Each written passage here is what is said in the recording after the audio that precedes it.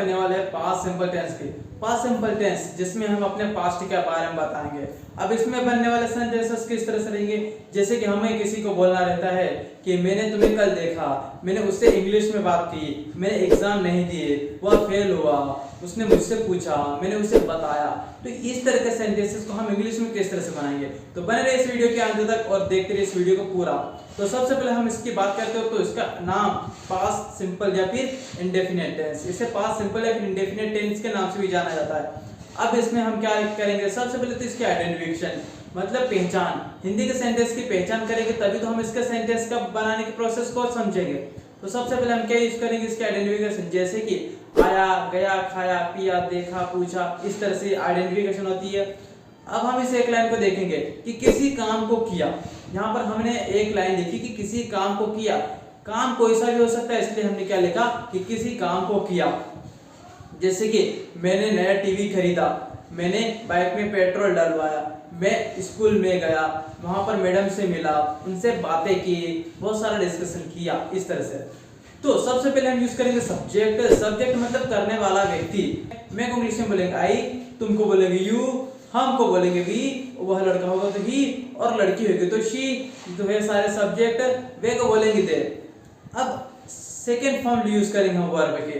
आना तो कम के सेकेंड फॉर्म केम, जाना गो के सेकेंड फॉर्म वेंट।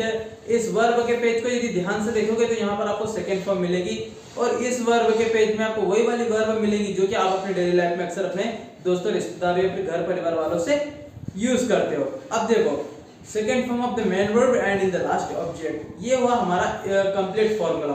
अब इसी की मदद से हम सेंटेंस बनाते हैं। अब सेंटेंस, मैंने एक नया टीवी खरीदा तो आई परचेज्ड अ न्यू टीवी। कल तो यस्टरडे, यस्टरडे को हमने लास्ट में डाला। मैंने उससे इंग्लिश में बात की, तो बात करने के लिए वर्ब होती है talk, second form talked. I talked him in English, मैंने उसे समझाया, समझाने के लिए वर्ब होती है एक्सप्लेन, सेकंड फॉर्म एक्सप्लेन्ड। तो आई एक्सप्लेन्ड हिम, मैंने तुम्हारे लिए खाना बनाया, आई कुक्ड फूड फॉर यू। ये तो हुआ हमारा अफर्मेटिव।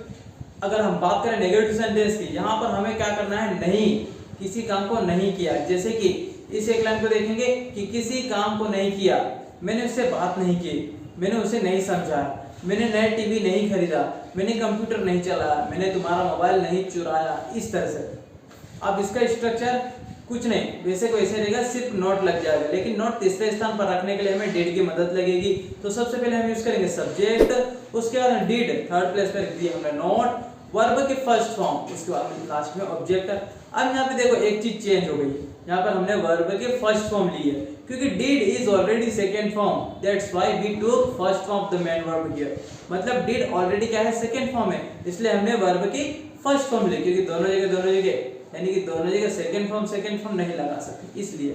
अब सेंटेंसेस में देखा जाए, मैंने मेरा कमरा साफ नहीं किया, तो क्या लगाएंगे हम, सिर्फ डिड नॉट। तो क्या बन जाएगा, I did not clean my room. अच्छा, डिड और नॉट को मिलाएंगे तो क्या बन जाएगा, डिडंट बन जाएगा। तो सेंटेंस कैसा बनेगा, I didn't clean my room, मैंने मेरे कपड़े नहीं धोए, मेरी मम्मी ने धोए। तो क्या बोलूंगा मैं, I didn't wash my clothes, my mom washed my clothes. मैंने तुम्हारे लिए खाना नहीं बनाया, खाने की कोशिश ना करना। I didn't cook food for you, मैंने टीवी नहीं खरीदा, किसने बताया तुम्हें, कौन फैला रहा है ये अफवाह। तो I didn't purchase new TV, negative वाला भी complete. Let's talk about interrogative sentence. Interrogative में ध्यान से देखेंगे, इंट्रोगेटिव सेंटेंस जब भी बनाएंगे तो हम क्या यूज करेंगे, डिड को सबसे पहले यूज करेंगे। तो देखेंगे इस एक लाइन को कि क्या किसी काम को किया, मतलब क्या किसी काम को किया, क्या आपने उनसे अंग्रेजी में बात की, क्या आपने उन्हें कॉल किया, क्या उनको आपने अपने जन्मदिन पर बुलाया, क्या आपने बाइक खरीदी, इस तरह से। तो सीक्वेंस चेंज करेंगे, सबसे पहले हम यूज करेंगे डिड, उसके बाद में सब्जेक्ट, देन वर्ब के first form and in the last object. तो यहां से हमें क्वेश्चन पूछना है, जैसे कि क्या तुमने उससे बात की, did you talk to him, क्या तुमने अंग्रेजी में बात की, did you talk in English, क्या तुम वहां पर पहुंचे, did you reach over there, या फिर क्या आपने अपना जन्मदिन धूमधाम से मनाया, did you celebrate your birthday with pomp and show. ये तो है हमारे नॉर्मल क्वेश्चन की बात। अगर हम बात करें WH वर्ड के, WH वर्ड, जो वर्ड WH से स्टार्ट होते हैं उन्हें हम कहते हैं WH वर्ड। जैसे कि WHAT what, WHEN when, WHY क्यों, ये सारे के सारे हुए हमारे WH वर्ड। अब देखें WH वर्ड से कैसे सेंटेंसेस बनते हैं। तुमने कल क्या किया, What did you do yesterday? तुम वहां क्यों गए, Why did you go there? तुमने उनसे क्या पूछा, What did you ask from them? इस तरह से यहाँ पर हमने WH वर्ड का यूज किया। और भी बहुत सारे WH वर्ड यूज होते हैं, जैसे कि तुमने कौन सा मोबाइल खरीदा, Which मोबाइल, यानी कि Which mobile did you purchase। इस WH वर्ड के पेज को देखोगे तो यहाँ पर आपको सारे के सारे WH वर्ड मिल जाएंगे जो कि आप अपने डेली लाइफ में अक्सर यूज करते हो, लेकिन हिंदी में From today onwards we have to use in English। आज के बाद से हमें क्या करना है, इनको इंग्लिश में यूज करते सीखना है। तो ये हुआ हमारा इंट्रोगेटिव सेंटेंस। तो इसी तरह से भी आप भी इसके एग्जाम्पल बना सकते हो। इसकी प्रैक्टिस करने का एक तरीका बताता हूँ। जब भी आप present tense, past tense, future tense, इन टेंस की प्रैक्टिस करो तो उनके अफर्मेटिव, नेगेटिव और इंट्रोगेटिव एग्जाम्पल जरूर बनाएं, क्योंकि हम कभी भी किसी से बात करते हैं तो इन्हीं सेंटेंस का यूज करते हैं। जैसे कि मैंने आपसे पूछा तुमने क्या किया कल, तो आप क्या बोलोगे, मैंने कुछ नहीं किया। यहाँ पर आपने नेगेटिव आंसर दिया। यदि आपने बोला कि मैंने कुछ नहीं किया लेकिन मैं कल मैंने मेरा काम जरूर किया, तो आपने पॉजिटिव या फिर अफर्मेटिव आंसर दिया। तो इस तरह से जब आप अफर्मेटिव और नेगेटिव सेंटेंस की प्रैक्टिस अच्छे से कर लोगे तो ऑटोमेटिकली आप अंग्रेजी में कहीं रुक नहीं पाओगे। इसकी प्रैक्टिस कैसे करें, फिर से वही वाली वर्ब जो कि आप अपनी डेली लाइफ में यूज करते हो। इस पेज में आपको मैंने ऑलरेडी सिलेक्टेड वर्ब दी हुई है। तो यहाँ पर आप क्या करोगे, सबसे पहले एक वर्ब लोगे शुरू से, उठने से लेकर रात तक के सोना तक की वर्ब मिल जाएंगे आपको। अब इससे एग्जाम्पल कैसे बनाए, मैं सुबह 6 बजे उठा लेकिन मैं सुबह 4 बजे नहीं उठा।